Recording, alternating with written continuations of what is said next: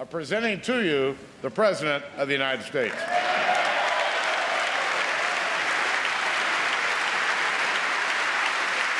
Thank you so much.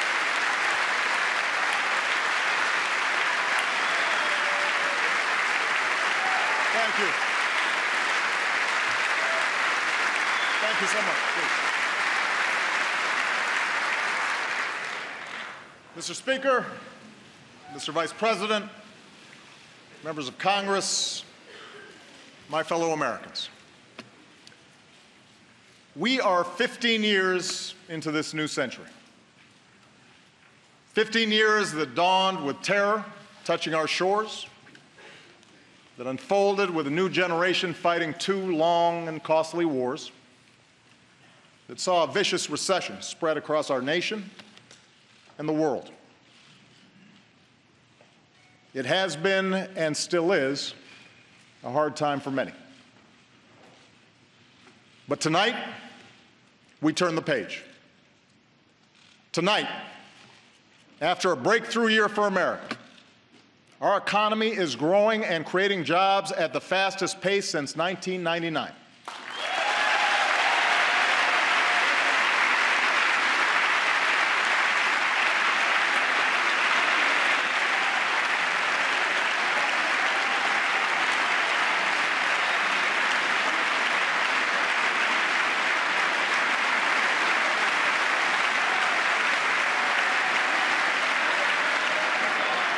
Our unemployment rate is now lower than it was before the financial crisis. More of our kids are graduating than ever before. More of our people are insured than ever before.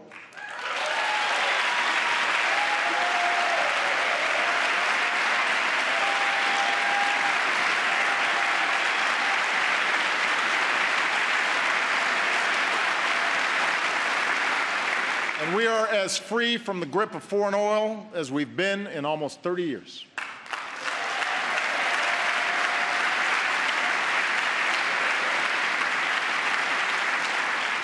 Tonight, for the first time since 9/11, our combat mission in Afghanistan is over.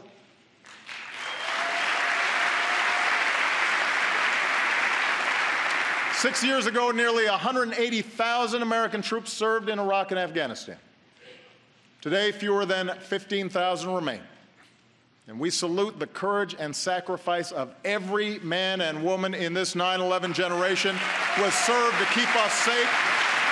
We are humbled and grateful for your service.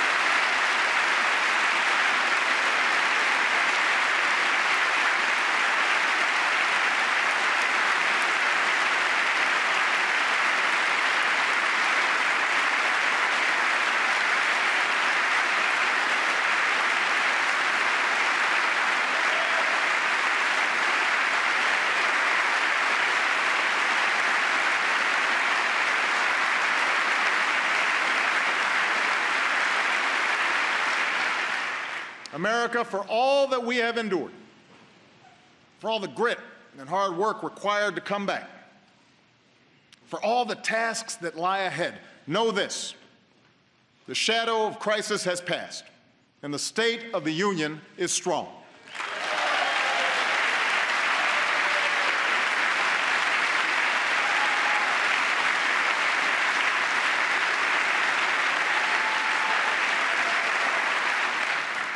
At this moment, with a growing economy, shrinking deficits, bustling industry, booming energy production, we have risen from recession freer to write our own future than any other nation on earth. It's now up to us to choose who we want to be over the next 15 years and for decades to come. Will we accept an economy where only a few of us do spectacularly well? Or will we commit ourselves to an economy that generates rising incomes and chances for everyone who makes the effort?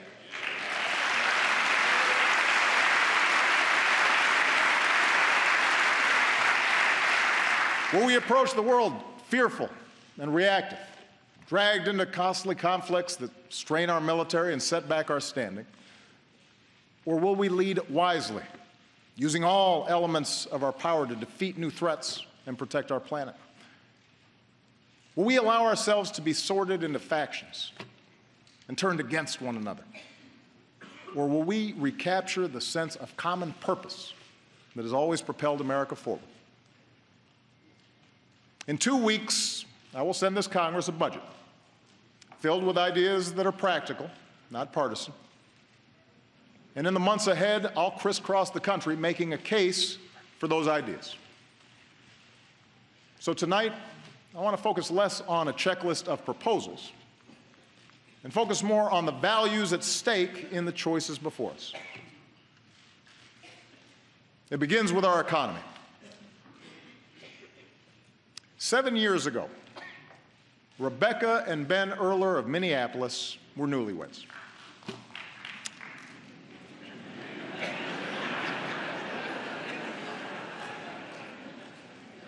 She waited tables, he worked construction. Their first child, Jack, was on the way. They were young and in love in America. And it doesn't get much better than that. If only we had known, Rebecca wrote to me last spring, what was about to happen to the housing and construction market. As the crisis worsened, Ben's business dried up, so he took what jobs he could find, even if they kept him on the road for long stretches of time. Rebecca took out student loans and enrolled in community college and retrained for a new career. They sacrificed for each other. And slowly it paid off. They bought their first home. They had a second son, Henry. Rebecca got a better job and then a raise. Ben's back in construction and home for dinner every night. It is amazing, Rebecca wrote, what you can bounce back from when you have to. We are a strong, tight-knit family who has made it through some very, very hard times. We are a strong, tight-knit family who has made it through some very, very hard times. America, Rebecca and Ben's story is our story. They represent the millions who've worked hard and scrimped and sacrificed and retooled. You are the reason that I ran for this office. You are the people I was thinking of 6 years ago today, in the darkest months of the crisis, when I stood on the steps of this Capitol and promised we would rebuild our economy on a new foundation. And it has been your resilience, your effort, that has made it possible for our country to emerge stronger. We believed we could reverse the tide of outsourcing and draw new jobs to our shores. And over the past 5 years, our businesses have created more than 11 million new jobs.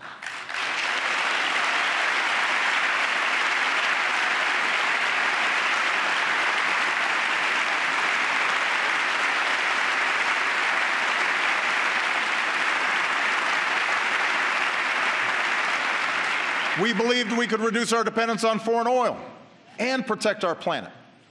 And today, America is #1 in oil and gas. America is #1 in wind power. Every 3 weeks, we bring online as much solar power as we did in all of 2008. And thanks to lower gas prices and higher fuel standards, the typical family this year should save about $750 at the pump.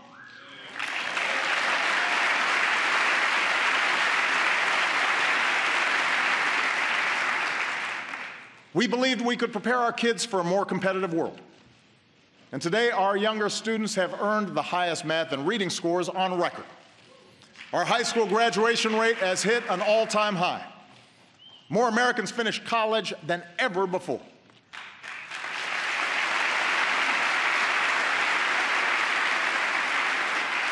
We believed that sensible regulations could prevent another crisis, shield families from ruin, and encourage fair competition. Today, we have new tools to stop taxpayer-funded bailouts and a new consumer watchdog to protect us from predatory lending and abusive credit card practices. And in the past year alone, about 10 million uninsured Americans finally gained the security of health coverage.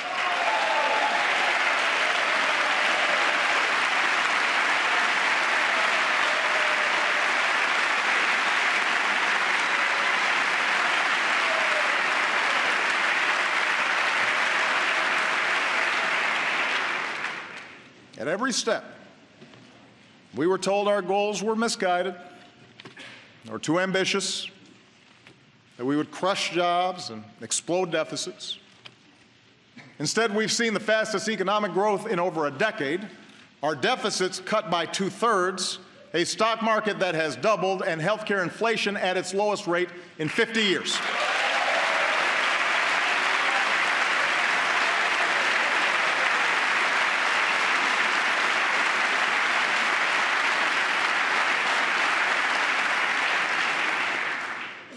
This is good news, people.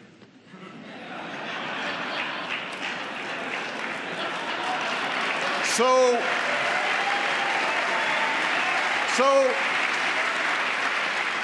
the verdict is clear. Middle-class economics works.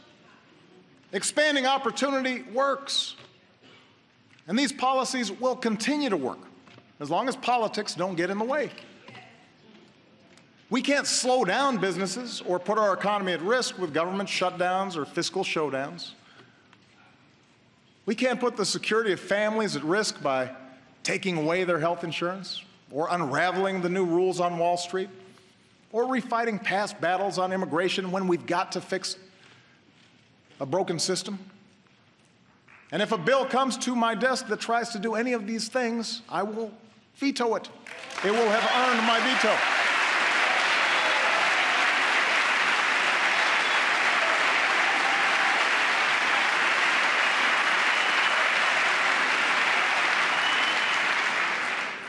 Today, thanks to a growing economy, the recovery is touching more and more lives. Wages are finally starting to rise again. We know that more small business owners plan to raise their employees' pay than at any time since 2007. But here's the thing. Those of us here tonight, we need to set our sights higher than just making sure government doesn't screw things up. The government doesn't halt the progress we're making. We need to do more than just do no harm. Tonight, together, let's do more to restore the link between hard work and growing opportunity for every American.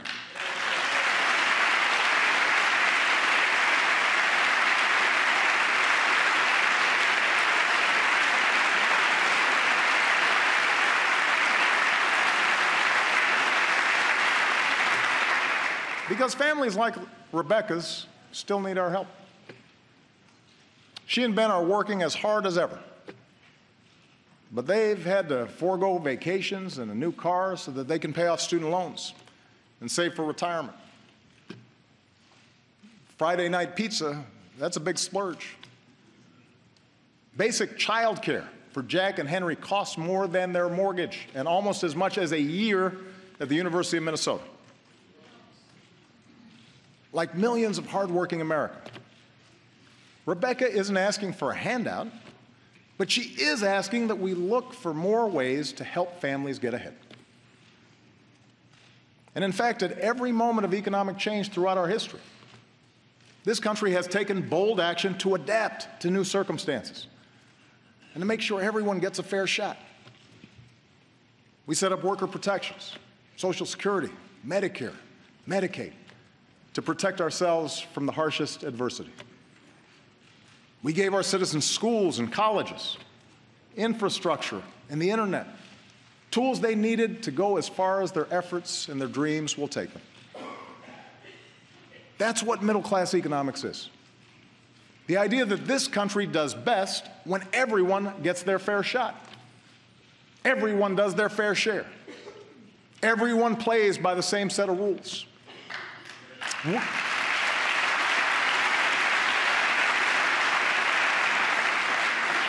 We don't just want everyone to share in America's success, we want everyone to contribute to our success. So what does middle-class economics require in our time? First, middle-class economics means helping working families feel more secure in a world of constant change.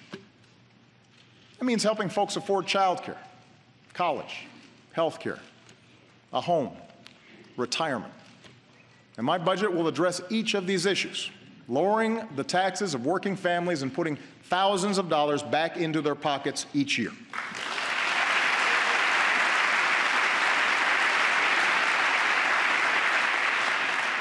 Here's one example. During World War II, when men like my grandfather went off to war, having women like my grandmother in the workforce was a national security priority. So this country provided universal child care. In today's economy, when having both parents in the workforce is an economic necessity for many families, we need affordable, high-quality child care more than ever.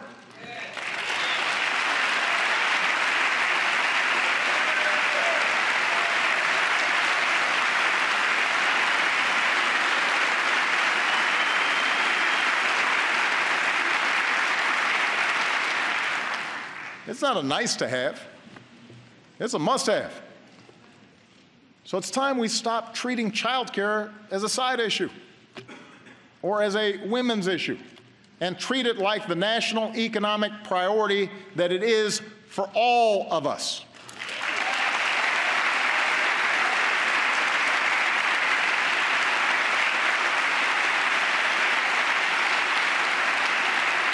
And that's why my plan will make quality child care more available and more affordable for every middle-class and low-income family with young children in America, by creating more slots and a new tax cut of up to $3,000 per child per year.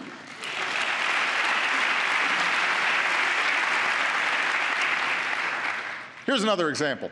Today, we are the only advanced country on earth that doesn't guarantee paid sick leave or paid maternity leave to our workers.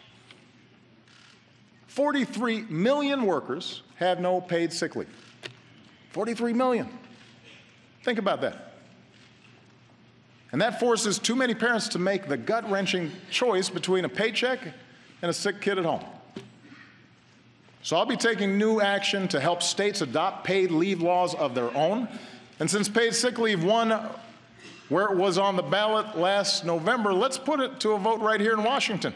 Send me a bill that gives every worker in America the opportunity to earn 7 days of paid sick leave. It's the right thing to do. It's the right thing to do.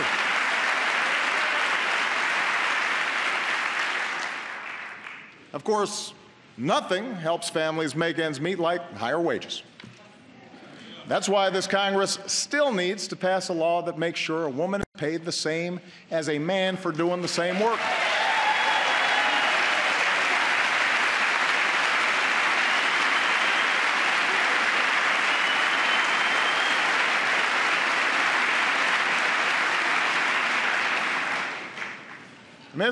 It's 2015. It's time. We still need to make sure employees get the overtime they've earned. And everyone in this Congress who still refuses to raise the minimum wage, I say this: if you truly believe you could work full-time and support a family on less than $15,000 a year, try it. If not, vote to give millions of the hardest working people in America a raise.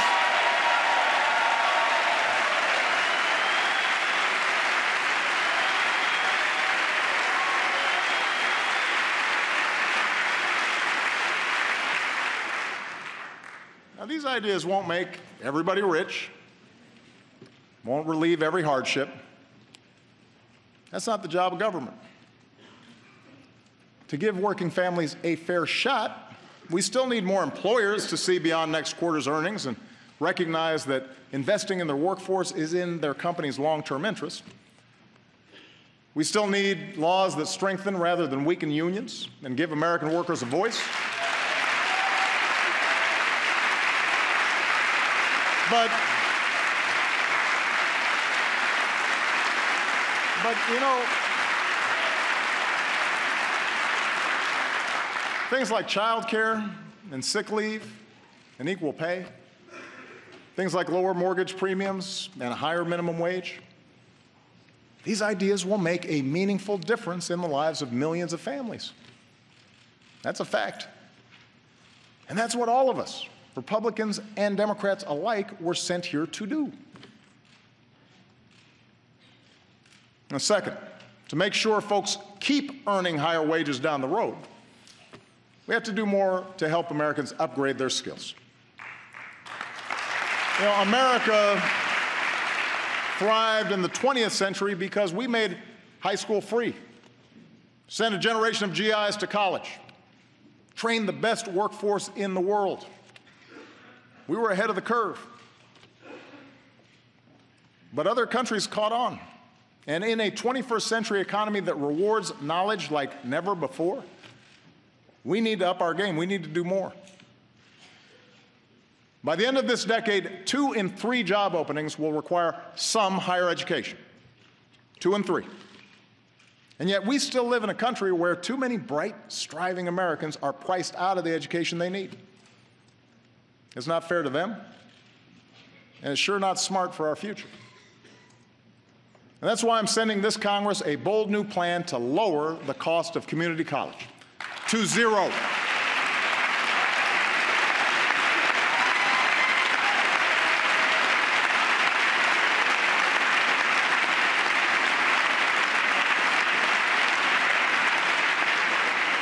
Keep in mind, 40% of our college students choose community college. Some are young and starting out. Some are older and looking for a better job. Some are veterans and single parents trying to transition back into the job market. Whoever you are, this plan is your chance to graduate ready for the new economy without a load of debt. Understand, you've got to earn it. You've got to keep your grades up and graduate on time. Tennessee, a state with Republican leadership, and Chicago, a city with Democratic leadership, are showing that free community college is possible. I want to spread that idea all across America so that 2 years of college becomes as free and universal in America as high school is today.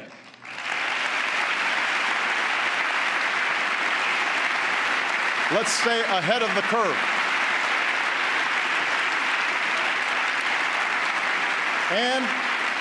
And I want to work with this Congress to make sure those already burdened with student loans can reduce their monthly payments so that student debt doesn't derail anyone's dreams. Thanks to Vice President Biden's great work to update our job training system, we're connecting community colleges with local employers to train workers to fill high-paying jobs like coding and nursing and robotics.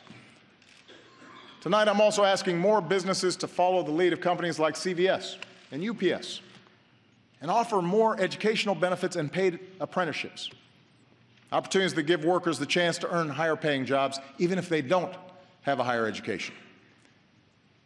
And as a new generation of veterans comes home, we owe them every opportunity to live the American dream they helped defend. Already, we've made strides towards ensuring that every veteran has access to the highest quality care. We're slashing the backlog that had too many veterans waiting years to get the benefits they need.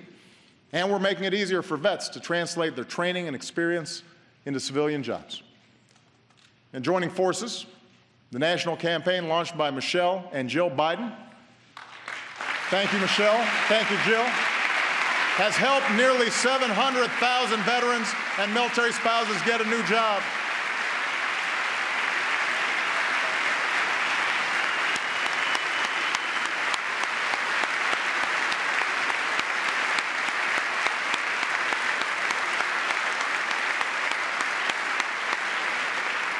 So to every CEO in America, let me repeat, if you want somebody who's going to get the job done and done right, hire a veteran.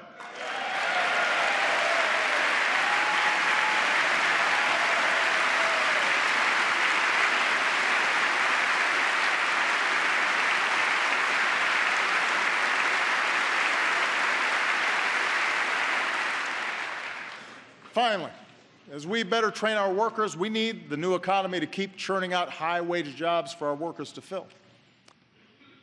Since 2010, America has put more people back to work than Europe, Japan, and all advanced economies combined.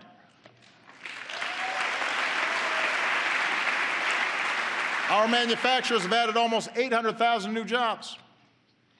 Some of our bedrock sectors, like our auto industry, are booming. But there are also millions of Americans who work in jobs that didn't even exist 10 or 20 years ago.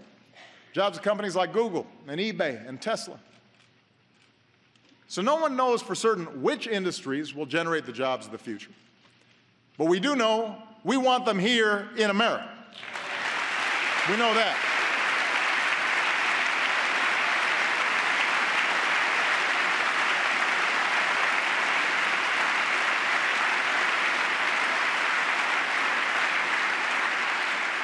And that's why the third part of middle-class economics is all about building the most competitive economy anywhere, the place where businesses want to locate and hire. 21st century businesses need 21st century infrastructure, modern ports and stronger bridges, faster trains, and the fastest internet. Democrats and Republicans used to agree on this. So let's set our sights higher than a single oil pipeline. Let's pass a bipartisan infrastructure plan that could create more than 30 times as many jobs per year and make this country stronger for decades to come. Let's do it. Let's get it done. Let's get it done.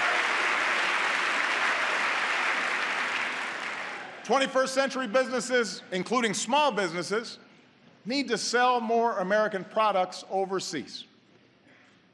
Today, our businesses export more than ever, and exporters tend to pay their workers higher wages.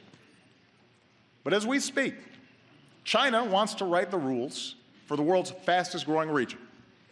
That would put our workers and our businesses at a disadvantage.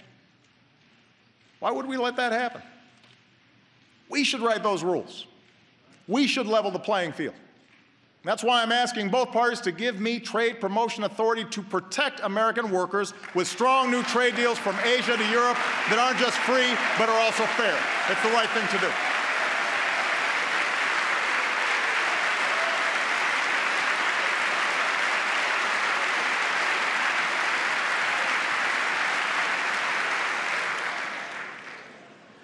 Look, I'm the first one to admit that past trade deals haven't always lived up to the hype. And that's why we've gone after countries that break the rules at our expense. But 95% of the world's customers live outside our borders. We can't close ourselves off from those opportunities. More than half of manufacturing executives have said they're actively looking to bring jobs back from China. So let's give them one more reason to get it done.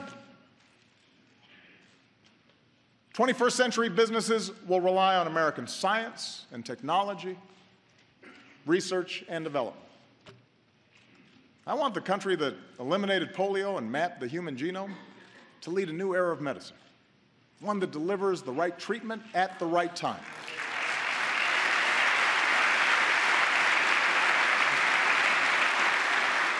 In some patients with cystic fibrosis, this approach has reversed a disease once thought unstoppable. So tonight I'm launching a new precision medicine initiative to bring us closer to curing diseases like cancer and diabetes, and to give all of us access to the personalized information we need to keep ourselves and our families healthier. We can do this.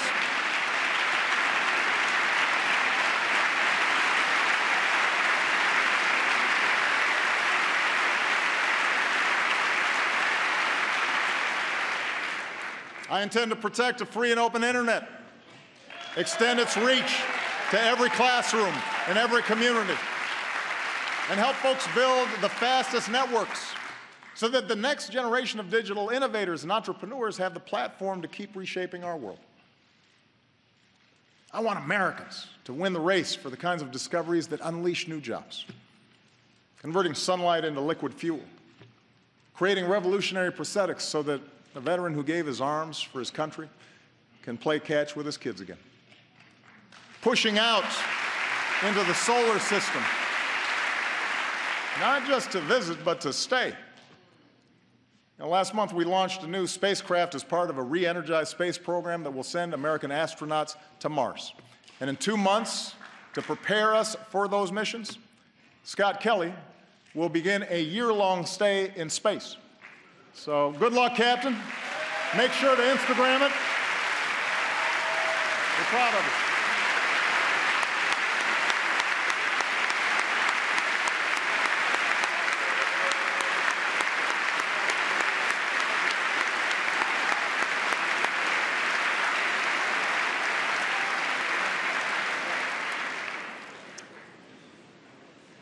Now, the truth is, when it comes to issues like infrastructure and basic research, I know there's bipartisan support in this chamber. Members of both parties have told me so.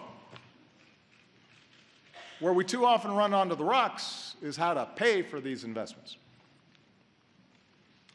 As Americans, we don't mind paying our fair share of taxes as long as everybody else does too. But for far too long, lobbyists have rigged the tax code with loopholes that let some corporations pay nothing while others pay full freight.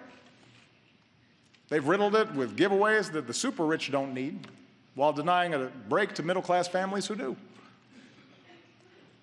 This year we have an opportunity to change that. Let's close loopholes so we stop rewarding companies that keep profits abroad and reward those that invest here in America.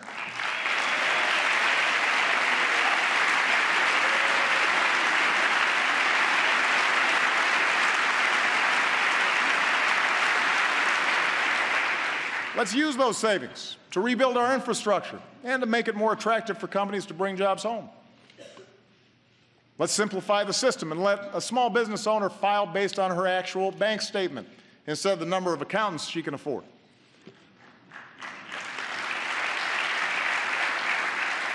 And let's close the loopholes that lead to inequality by allowing the top 1% to avoid paying taxes on their accumulated wealth. We can use that money to help more families pay for child care and send their kids to college. We need a tax code that truly helps working Americans trying to get a leg up in the new economy, and we can achieve that together.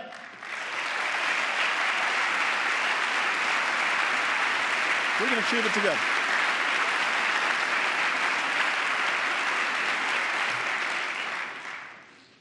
Helping hardworking families make ends meet. Giving them the tools they need for good-paying jobs in this new economy. Maintaining the conditions of growth and competitiveness. This is where America needs to go. I believe it's where the American people want to go. It'll make our economy stronger a year from now, 15 years from now, and deep into the century ahead. Of course, if there's one thing this new century has taught us, it's that we cannot separate our work here at home from challenges beyond our shores. My first duty as Commander-in-Chief is to defend the United States of America. In doing so, the question is not whether America leads in the world, but how. When we make rash decisions, reacting to the headlines instead of using our heads, when the first response to a challenge is to send in our military, then we risk getting drawn into unnecessary conflicts and neglect the broader strategy we need for a safer, more prosperous world. That's what our enemies want us to do. I believe in a smarter kind of American leadership. We lead best when we combine military power with strong diplomacy, when we leverage our power with coalition building, when we don't let our fears blind us to the opportunities that this new century presents. That's exactly what we're doing right now. And around the globe, it is making a difference. First, we stand united with people around the world who've been targeted by terrorists, from a school in Pakistan to the streets of Paris. We will continue to hunt down terrorists and dismantle their networks, and we reserve the right to act unilaterally, as we have done relentlessly since I took office, to take out terrorists who pose a direct threat to us and our allies.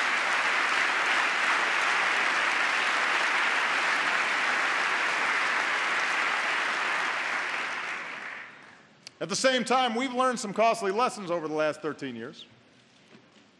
Instead of Americans patrolling the valleys of Afghanistan, we've trained their security forces, who've now taken the lead. And we've honored our troops' sacrifice by supporting that country's first democratic transition. Instead of sending large ground forces overseas, we're partnering with nations from South Asia to North Africa to deny safe haven to terrorists who threaten America. In Iraq and Syria, American leadership, including our military power, is stopping ISIL's advance. Instead of getting dragged into another ground war in the Middle East, we are leading a broad coalition, including Arab nations, to degrade and ultimately destroy this terrorist group. We're also supporting a moderate opposition in Syria that can help us in this effort, and assisting people everywhere who stand up to the bankrupt ideology of violent extremism. Now, this effort will take time. It will require focus. But we will succeed. And tonight I call on this Congress to show the world that we are united in this mission by passing a resolution to authorize the use of force against ISIL. We need that authority. Second, we're demonstrating the power of American strength and diplomacy. We're upholding the principle that bigger nations can't bully the small by opposing Russian aggression and supporting Ukraine's democracy and reassuring our NATO allies.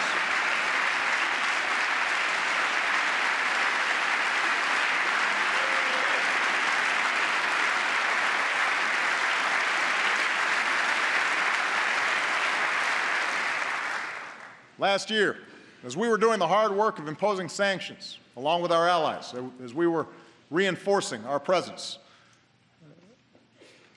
with the frontline states, Mr. Putin's aggression, it was suggested, was a masterful display of strategy and strength. That's what I heard from some folks. Well, today, it is America that stands strong and united with our allies, while Russia is isolated with its economy in tatters. That's how America leads, not with bluster, but with persistent, steady resolve.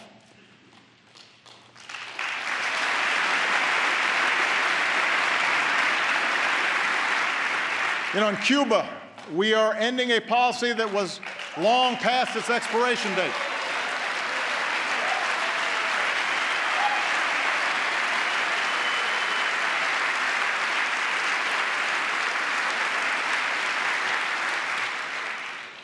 When what you're doing doesn't work for 50 years, it's time to try something new. And our shift in Cuba policy has the potential to end a legacy of mistrust in our hemisphere. It removes a phony excuse for restrictions in Cuba, stands up for democratic values, and extends the hand of friendship to the Cuban people. And this year, Congress should begin the work of ending the embargo. You know, as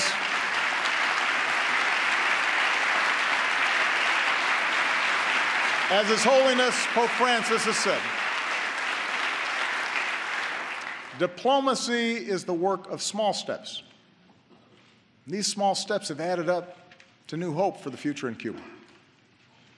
And after years in prison, we are overjoyed that Alan Gross is back where he belongs. Welcome home, Alan. We're glad you're here.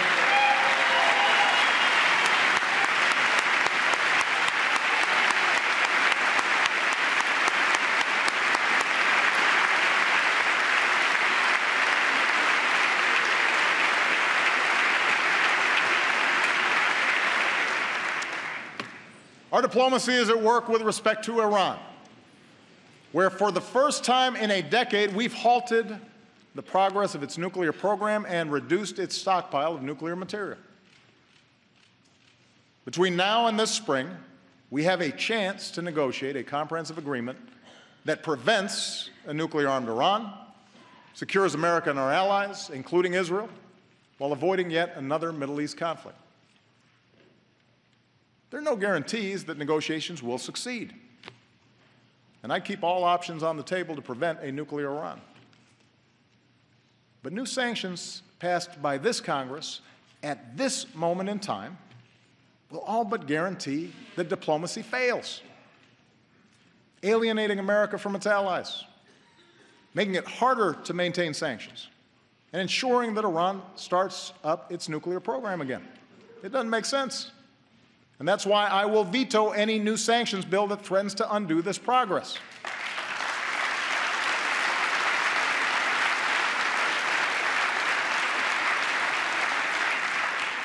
The American people expect us only to go to war as a last resort, and I intend to stay true to that wisdom.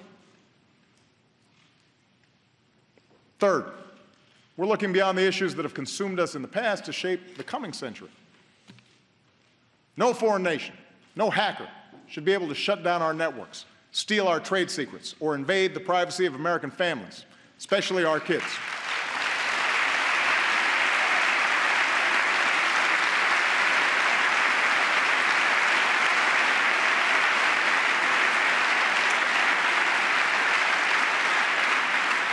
So we're making sure our government integrates intelligence to combat cyber threats, just as we have done to combat terrorism. And tonight I urge this Congress to finally pass the legislation we need to better meet the evolving threat of cyber attacks, combat identity theft, and protect our children's information. That should be a bipartisan effort.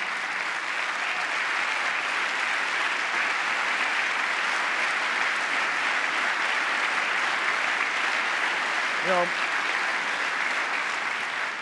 if we don't act, we'll leave our nation and our economy vulnerable. If we do, we can continue to protect the technologies that have unleashed untold opportunities for people around the globe.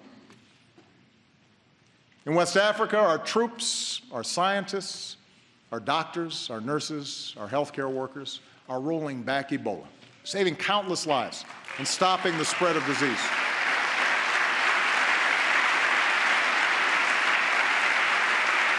I could not be prouder of them. And I thank this Congress for your bipartisan support of their efforts. But the job is not yet done, and the world needs to use this lesson to build a more effective global effort to prevent the spread of future pandemics, invest in smart development, and eradicate extreme poverty. In the Asia-Pacific, we are modernizing alliances while making sure that other nations play by the rules in how they trade, how they resolve maritime disputes, how they participate in meeting common international challenges like nonproliferation and disaster relief. And no challenge poses a greater threat to future generations than climate change. –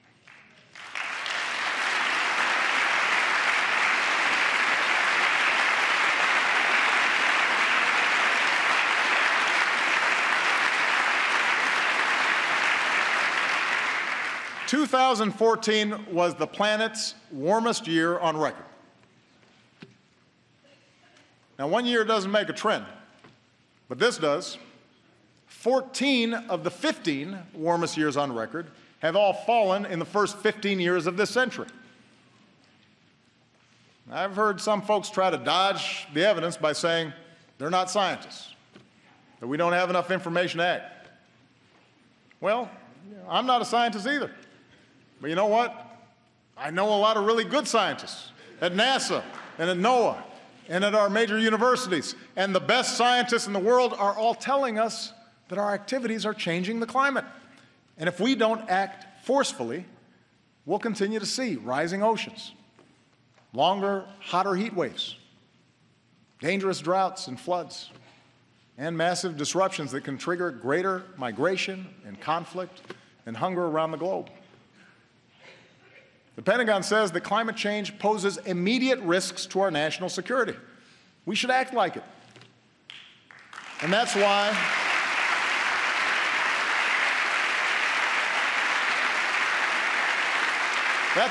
over the past 6 years, we've done more than ever to combat climate change, from the way we produce energy to the way we use it.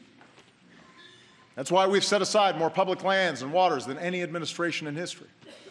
And that's why I will not let this Congress endanger the health of our children by turning back the clock on our efforts. I am determined to make sure that American leadership drives international action.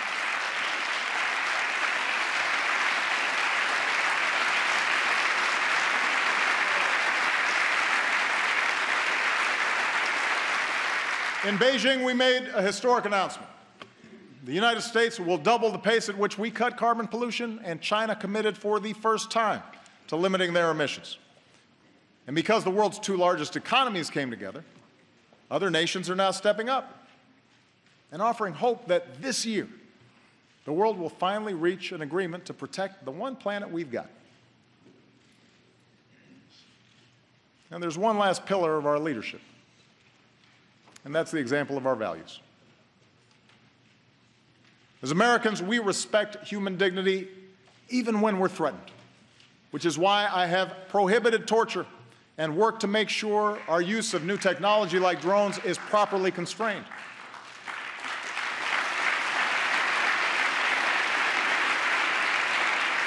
It's why we speak out against the deplorable anti-Semitism that has resurfaced in certain parts of the world.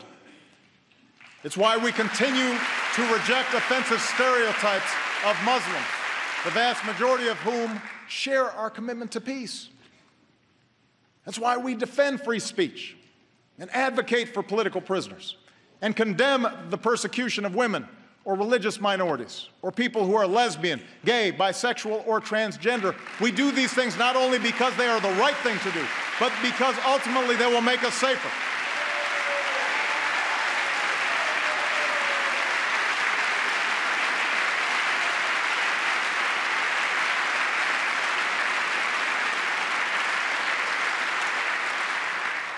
As Americans, we have a profound commitment to justice. So it makes no sense to spend $3 million per prisoner to keep open a prison that the world condemns and terrorists use to recruit. Since I've been president, we've worked responsibly to cut the population of Gitmo in half. Now it is time to finish the job, and I will not relent in my determination to shut it down. It is not who we are. It's time to close Gitmo.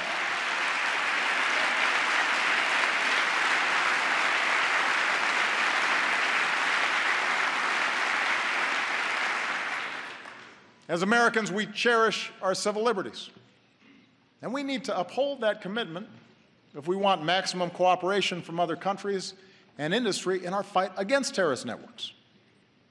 So while some have moved on from the debates over our surveillance programs, I have not. As promised, our intelligence agencies have worked hard with the recommendations of privacy advocates to increase transparency and build more safeguards against potential abuse. And next month, we'll issue a report on how we're keeping our promise to keep our country safe while strengthening privacy. Looking to the future instead of the past. Making sure we match our power with diplomacy and use force wisely. Building coalitions to meet new challenges and opportunities. Leading always with the example of our values.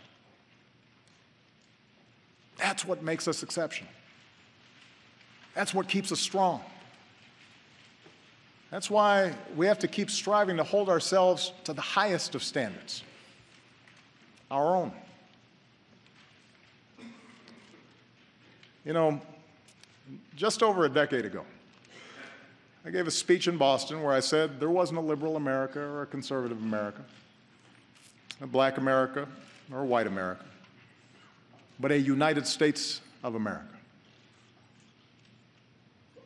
I said this because I had seen it in my own life, in a nation that gave someone like me a chance. Because I grew up in Hawaii, a melting pot of races and customs. Because I made Illinois my home, a state of small towns, rich farmland, one of the world's great cities, a microcosm of the country where Democrats and Republicans and independents, good people of every ethnicity and every faith, share certain bedrock values. Over the past 6 years, the pundits have pointed out more than once that my presidency hasn't delivered on this vision. How ironic, they say, that our politics seems more divided than ever. It's held up as proof, not just of my own flaws, of which there are many, but also as proof that the vision itself is misguided, naive, that there are too many people in this town who actually benefit from partisanship and gridlock for us to ever do anything about it. I know how tempting such cynicism may be, but I still think the cynics are wrong. I still believe that we are one people. I still believe that together we can do great things, even when the odds are long. I believe this Because over and over, in my 6 years in office, I have seen America at its best. I've seen the hopeful faces of young graduates from New York to California, and our newest officers at West Point, Annapolis, Colorado Springs, New London. I've mourned with grieving families in Tucson and Newtown, in Boston, in West Texas, and West Virginia.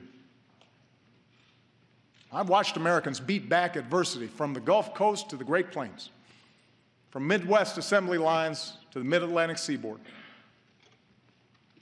I've seen something like gay marriage go from a wedge issue used to drive us apart to a story of freedom across our country, a civil right now legal in states that 7 in 10 Americans call home.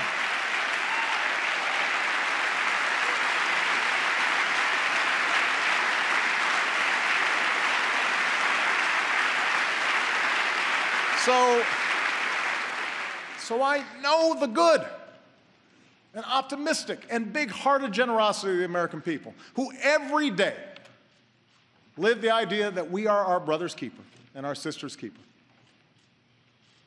And I know they expect those of us who serve here to set a better example. So the question for those of us here tonight is how we, all of us, can better reflect America's hopes. I've served in Congress with many of you.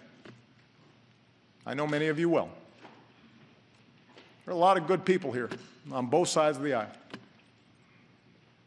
And many of you have told me that this isn't what you signed up for. Arguing past each other on cable shows, the constant fundraising, always looking over your shoulder at how the base will react to every decision. Imagine if we broke out of these tired old patterns. Imagine if we did something different. Understand, a better politics isn't one where Democrats abandon their agenda or Republicans simply embrace mine. A better politics is one where we appeal to each other's basic decency instead of our basest fears.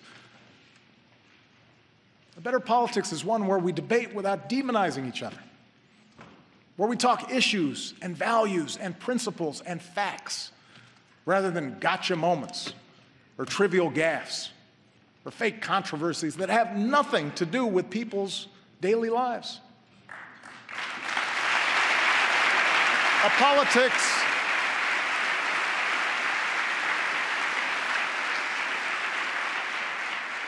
better politics is one where we spend less time drowning in dark money for ads that pull us into the gutter and spend more time lifting young people up with a sense of purpose and possibility, asking them to join in the great mission of building America. If we're going to have arguments, let's have arguments, but let's make them debates worthy of this body and worthy of this country.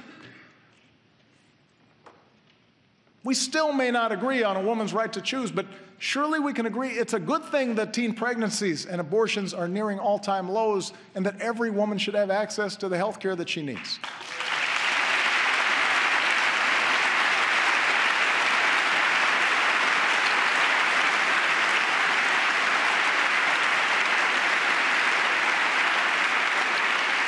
Yes, passions still fly on immigration, but surely we can all see something of ourselves in the striving young student and agree that no one benefits when a hardworking mom is snatched from her child, and then it's possible to shape a law that upholds our tradition as a nation of laws and a nation of immigrants. I've talked to Republicans and Democrats about that.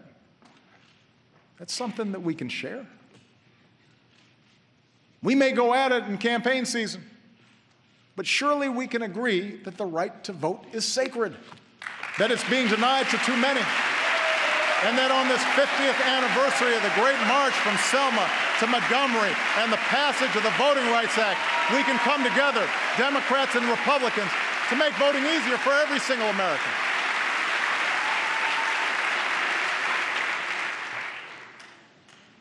We may have different takes on the events of Ferguson and New York. But Surely we can understand a father who fears his son can't walk home without being harassed. And surely we can understand the wife who won't rest until the police officer she married walks through the front door at the end of his shift. And surely we can agree that it's a good thing that for the first time in 40 years, the crime rate and the incarceration rate have come down together. And use that as a starting point for Democrats and Republicans, community leaders and law enforcement to reform America's criminal justice system so that it protects and serves all of us.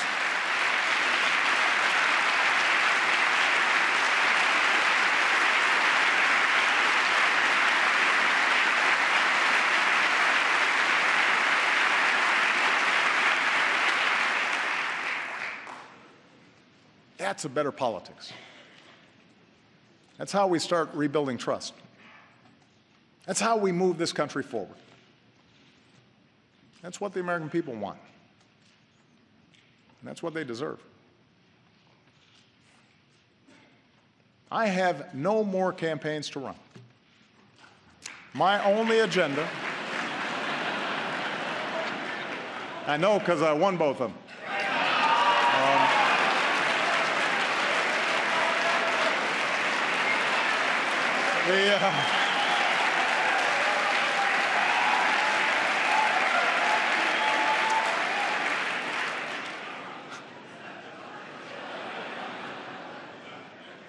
My only agenda for the next 2 years is the same as the one I've had since the day I swore an oath on the steps of this Capitol: to do what I believe is best for America. If you share the broad vision I outlined tonight, I ask you to join me in the work at hand. If you disagree with parts of it, I hope you'll at least work with me where you do agree. And I commit to every Republican here tonight that I will not only seek out your ideas, I will seek to work with you to make this country stronger.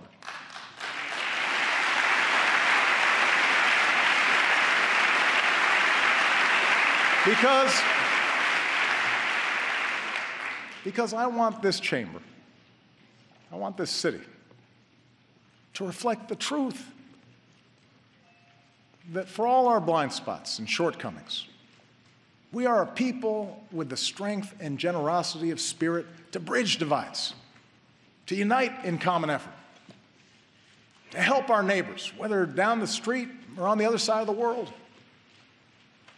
I want our actions to tell every child in every neighborhood, your life matters. And we are committed to improving your life chances, as committed as we are to working on behalf of our own kids.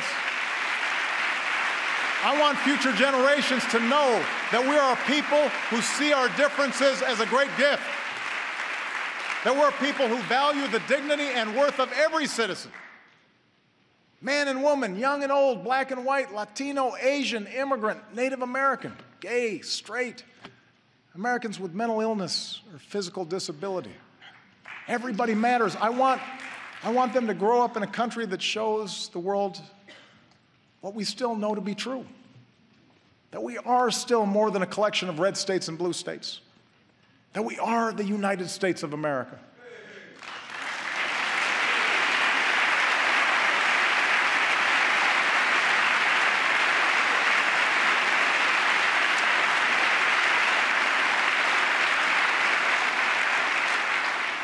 I want them to grow up in a country where a young mom can sit down and write a letter to her president with a story that sums up these past 6 years. It's amazing what you can bounce back from when you have to. We are a strong, tight-knit family who's made it through some very, very hard times. My fellow Americans, we too are a strong, tight-knit family. We too have made it through some hard times. 15 years into this new century, we have picked ourselves up, dusted ourselves off, and begun again the work of remaking America. We have laid a new foundation. A brighter future is ours to write. Let's begin this new chapter together. And let's start the work right now. Thank you. God bless you. God bless this country we love. Thank you.